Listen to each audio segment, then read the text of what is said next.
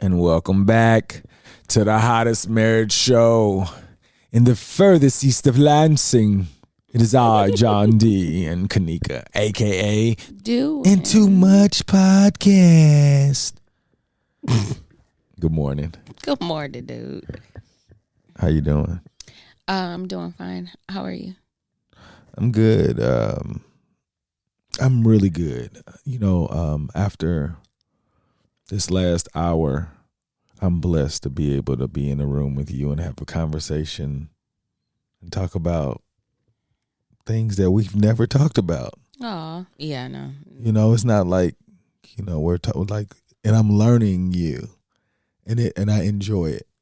Oh, I really do. I feel like I know I always talk about getting better, but I don't know if you've noticed like the fruit from getting better for yourself. Like when you work on something and you're like, damn, I didn't even do that on purpose, and you can see it. Like to me, I feel like that conversation we had earlier helped me feel like I know how to approach conversations better. So the person that I'm talking to will get the best version of me just from that conversation that you did. Yeah. That's great. It made me feel really good on the inside. I'm glad. Yeah. So how are you? I'm doing fine. Fine? Yeah. Yeah, that's good. Anything on your mind that feels like you want to talk about?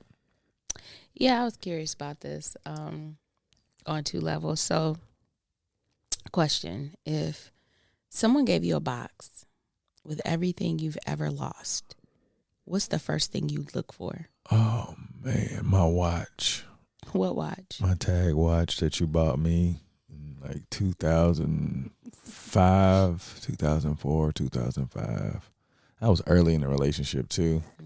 Yeah, like, I feel so bad because it was almost like I was irresponsible, and I wasn't, like, but I was, because I lost it. That one right there, that hurts me. I guess the second one would be like this panda ring my mother had. I don't know if you remember panda rings. Like, you might have been in middle school, maybe early high school. They used to have these panda rings that are really gold, like, and sometimes they'll have like chips of diamonds on the side. But my mother said that I wasn't responsible enough before, and then she gave it to me, and then I lost it. That's horrible. I know. Hey, your mother knows you. Oh my God. You remember when she was like, you were asking her to explain stuff about your life, and she was like, you ain't old enough, and she wait till you're 40. Oh my gosh. That shows that she knows you more. Hey, you can't have this panda ring because you're irresponsible. You're like, but you know what? They always kept me in jewelry though. Not like a lot of jewelry, but I've always had like a piece of jewelry, whether it was a rope, a herringbone, a ring, maybe a bracelet I lost. I think I had a bracelet and lost it. A panda ring. Yeah, I'll show you that. I'll show you, and maybe it'll remind you of what I'm talking about. But yeah, I guess those two things come to mind. That's crazy. But those are the top two things that I can think of. What about you? When I thought about this question, the first thing was the bracelet you bought me. Look, I swear I will die on the hill that says that bracelet I left in the same place every time, and it was gone, and I could not figure out where it went. It hurts. Sometimes I go in jewelry stores and I look, and I'll be like, look, that looks just like my bracelet. It hurts me so bad. But yeah, that's the only thing that comes to mind that I would look immediately. A little broader, if that box had every person you ever lost for whatever reason, who would you look for first? I want to say my father, because I don't give him the flowers he really deserves. And I don't, because I haven't been able to balance, the amount of information that he had versus he didn't have on a regular basis, because I just feel like I'm a product of him, and I feel like he was just supposed to find more. But I would find him just to say I'm sorry because he deserves more positive words. It's almost like when people talk about me, I always bring up where I came from. Like, you know what I'm saying? And he don't deserve that. You know, like if I am going to talk about him, I can be like, there's no way I could have got here without that. Yeah. You know? But yeah, I think he would be number one out of anything just because I was not a good son to him. When I used to give him materials and stuff. He enjoyed that. But our relationship, it was just based off of sports and women. Mm-hmm. And I hate that. You know, like I don't even really think we talked about how each other was really doing. Mm-hmm. And I didn't even know how to do that with him. Mm-hmm. You know, I don't know. He gives me a range of emotions that that hardened me to the point where I was comfortable with losing with my decision making. Mm-hmm. You know, but now it's like I think he hardened me enough to get through the storm so that I can make better decisions. Oh. Yeah. Yeah. What about you? My grandmother, my granny. Let me be clear, it's the granny, not the grandmother. But I feel like I was too young when she left. I didn't know. I wasn't old enough to be able to know that I needed to ask questions before she left. Like there's so many things as a mother and as a wife that my mom, she grew up and she was like, you didn't ask questions. So I can get information from my mom, but my granny was the beginning of the beginning. Like I was telling my mom, my granny's mother, my great grandmother, she was married to the same man all of her life, and she raised her kids with him, and she never worked, and that was her life. My grandmother was the first of the line of my women to be divorced, to be a single mom, to be a working mom. And I was talking to my mom recently about like my mom made life look so easy for a kid. You look at your mom and she looks like she never missed a beat. And I was like, how did you do that? Even though my mom was married and it still seemed like she was a single parent because my dad wasn't engaged in anything that we would do. My mom did everything and she worked and she took care of the house. And I'm like, where did you learn that? Because the conversation was kind of like, when did women get into this place where we began to work full time, but we didn't pause and say to our partner, okay, we need to divvy up this house stuff because both of us are working now. It just kind of went that women picked up a second job and then they started working 2 full-time jobs and the guy's responsibility remained bringing home the bacon, right? And I was like, how did you know to pick up all these responsibilities and just manage it and not say, I can't do all of this, so you're going to have to help me? Like, she said, because that's what my mom did. And I was like, but how did she know? Because she came from a household that was modeled where her mother never worked. The house was the only thing she managed. The family was the only thing she managed. And so she was the first of our line that had to be that independent woman type thing. And I really want to know what she felt, how she got through it. Because it's not fun being married and doing it on your own. She was just doing it on her own. And there were just things and she was the gentlest and the sweetest little something ever. And somehow the life she lived, it didn't harden her. At least for us, it didn't, how she reacted with us. So there are a lot of things about her life that I really want to ask questions about. Like even my mom, she said, as a kid, you grew up, you didn't ask any questions. She said, but as an adult, I was just moving. Like, you didn't have time to sit and contemplate. You just moved. You did what you needed to do, and you saw more stuff that needed to be done, and you figured out how you do that, and then you keep going. And I'm like, I don't want to live that life. But they did. I'm just curious about her. So I did lose my dad, but I feel like my dad, he doesn't have anything that can build what I'm doing now and who I am now. But her, like, to me, she's like the original. So I would really love to draw from her and understand from somebody who had to, like, we always talk about women, all they've ever seen is the women in their lives being these independent women and taking care of everything. She didn't. So what was it like for the first generation to have to do that? I think it was easier for her. When I say easier, because she knew the responsibilities of what it looked like to take care of a house. But when you got the responsibility of work, and when she got off work, she still knew that those responsibilities were still there. I know, but so tired. Oh, no, I get it. I mean? I'm just saying, but when you know that it needs to be done, it's different from not knowing. And then you just, because I was just thinking, like, the men you were talking about, like, the men were just doing what was done before. Like, so a woman had, she added new responsibilities to change whatever the conditions. The men always thought, like, this is just what men do. It wasn't like I'm considering that I'm even bright enough to know that you're doing too much. Well, then in this case, though, my grandmother was divorced. It wasn't like my mom where my dad was there and he was still bringing a check.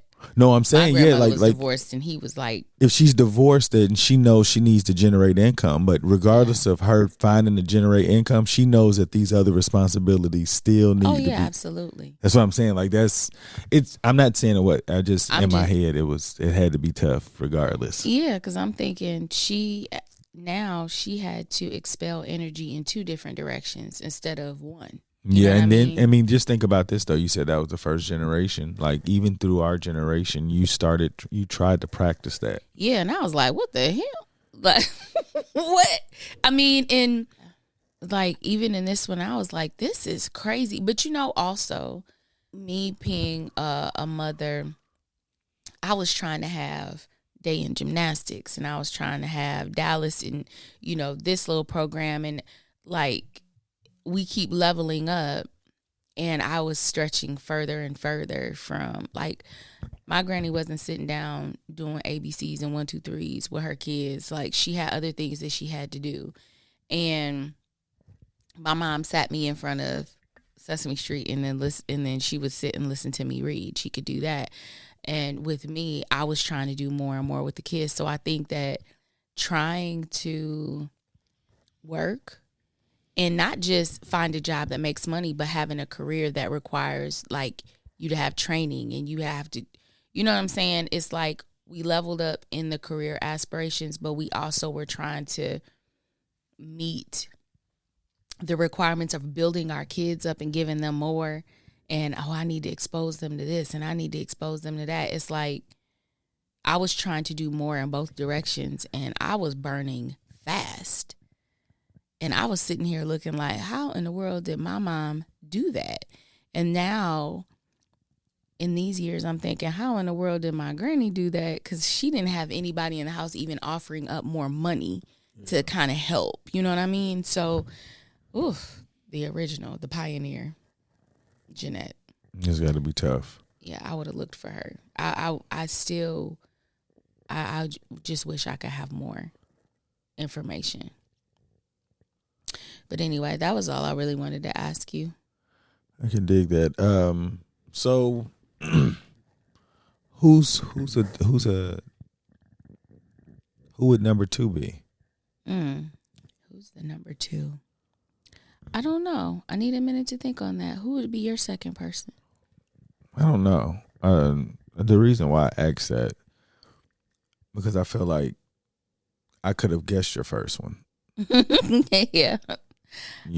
So I wanted to continue to pry and see if I can learn more about you. I told you, like, when we have these conversations and you come up with questions that other people talk about and that we haven't talked about, it allows me to like try to learn more about you. So as you think about the second person, what can you say? Like, why would your granny be proud of you, or would she be disappointed in you at this point? Like, what do you think?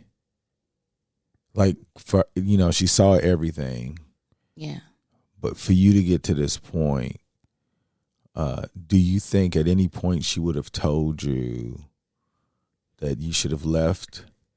Or do you think she would have told you that it was greener pastures if you persevered? She definitely didn't stop my mom when she was ready to leave. So I think and one of the unique things about my grandmother is that she married my grandfather twice. She married him, they divorced, and I don't know what silver tongue this man had, but they got married again. And I do believe that my granny believes in love, and I can tell that she believes in second chances.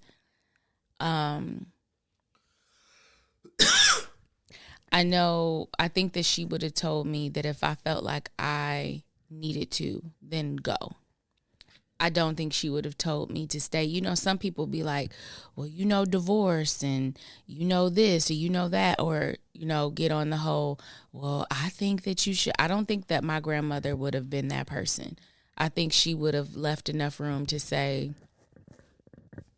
if you feel like you need to go, then go. And if it's supposed to be again, it'll be again. Because she's proof of that. Me overall, I know she would be proud of me. She always let me know she was proud of me. I know she would be proud of me. But I thought who my second person was. Who? This is not even going to cross your mind, but I'm going to be real. Melissa.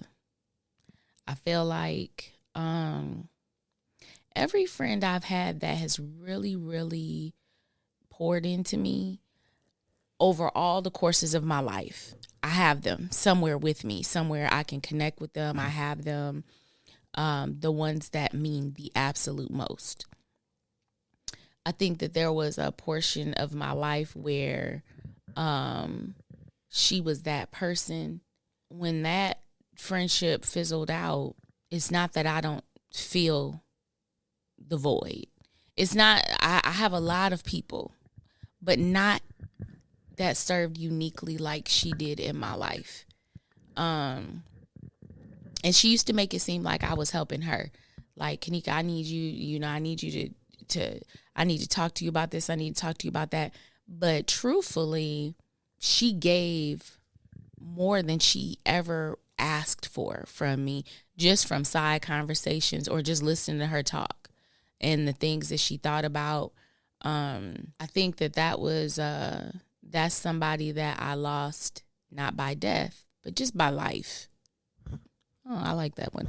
I lost that person just through life, and then you kind of move on, and then you don't really get it back. It's still early. It is. But it makes me feel like there's another friend that I lost. And sometimes I feel like reaching out to her, but I don't. And why not? Because I'm not good at commitment. And when friends want a lot from me and they don't understand when I kind of go into my own hole. Yeah. Like, I know there's certain friends that need consistent commitment. And if I don't feel like I can give it, then I don't want to open that box and act like that's where I am, because I'm never really there. And I can dig that. I miss her, but I just don't know if that's somebody and that was my young self. And that's why I could see my adult older self and how Melissa and I's relationship really, really fed my adulthood. My other friend, I'll just say her name is Anjali. My other friend, Anjali, I met her in the 6th grade. And she stayed in my life one way or another all the way through college because she was the roommate of my best friend. And there are times where I think about her, but I'm not a consistent friend. And to open that door again to somebody who expects consistency, I've lost a lot of people that way.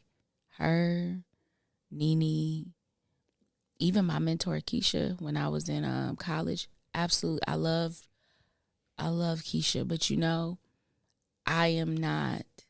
That's my toxic trait. I want to be able to disappear and you not feel some way about it. And I tend to lose people that way, and I let them stay lost because I feel like I can't offer that to you. Yeah. And if you can't, it makes me seem like a horrible person. It's, to me, what I'm hearing is that you can't establish a boundary to keep the relationship. Because I'm sure that they think very highly of you also, but if you can just say, hey, this is the type of person I am, they would totally understand that. No, because I tried to do that.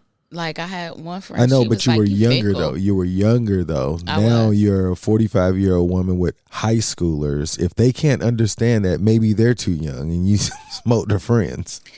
Yeah, it's they're all in the same place with me except for one. All of them, in our 40s, we have teenage kids. Life is starting to change and shift in different ways. I lost some really, really great people because of that one thing about me. I probably should fix it. I think that if you think that you could be happier if it was fixed, it's definitely necessary. I think if you think that anything negative could happen, it's a possibility, but you're creating that. But I think in friendship is fair exchange. Absolutely. You know what I'm saying? But your fare is different from somebody else's fare. I know. So if my fare is saying, hey, I just want to be able to interact with you on a fly here. No, you don't have to like, say that like I know, that. but that's really what it comes down to. No, I'm saying you can say, please pardon my tardy practices or whatever, I feel like you need to be in my life, but I'm not really good at reciprocating. And I would say that is bad because you know what? This morning when I shot, and I was talking about how I think I've held on a lot of relationships too long because I was keeping in contact. I was creating a relationship. I didn't just let it fizzle out. Yeah, so it's the other way around. Yeah, that's what I'm saying. But so with me, I was just and then guess what happened? When I decided to stop keeping the relationships, they fizzled. Yeah. All of them. Yeah. And I was like, oh, and I just realized this morning that I was keeping these relationships. I have relationships with people I talk to, closer than others, but from the engagement, it was all me. And I was like, dang. And I don't want anybody to feel that way. Yeah. But I didn't know I was doing that because to me, I feel like I just didn't know the requirements of a friendship because I felt like I'm willing to do this to keep it going. And then just imagine if I wasn't the person who I was, it would probably have broke me.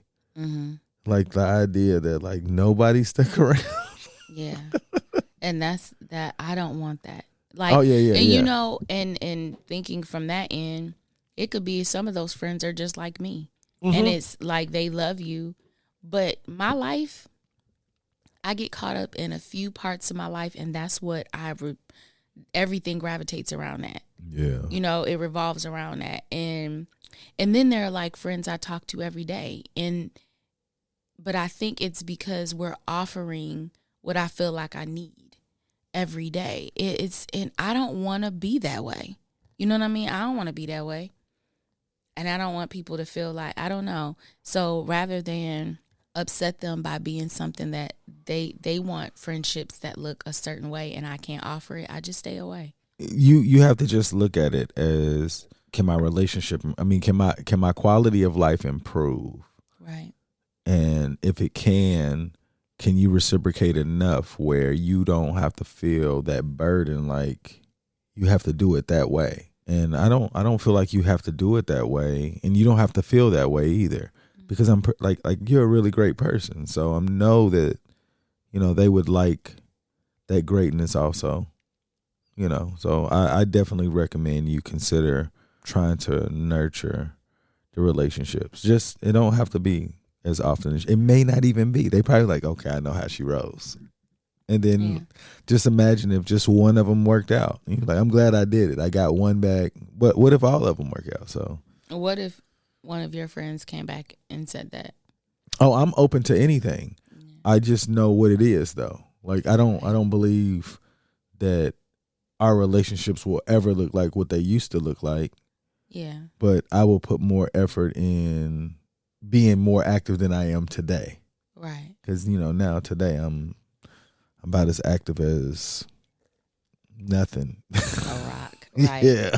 I'm not active at all, So the people that I get to talk to when I do, I'm appreciative of. But that consistency, I can't provide that anymore.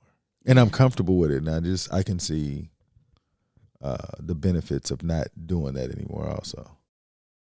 Hey, anybody you want to give a shout out to before we get out of here? I want to give a shout out to all the friends who understand their friends when their friends disappear. For sure. We still love you. Yeah. Even though the reasons why some of my friends disappeared was because of my behaviors. Oh, and there's that. Yeah. You know what I hate is that they don't know that I really changed. And they don't know that the parts that they love is probably they'll love more. Yeah, it's still in there somewhere. Yeah, there's some time left though. But y'all make today better than yesterday. Don't worry about anything you can't control. GATA. Get after that action, or that action will get after you. Be great on purpose. Boom.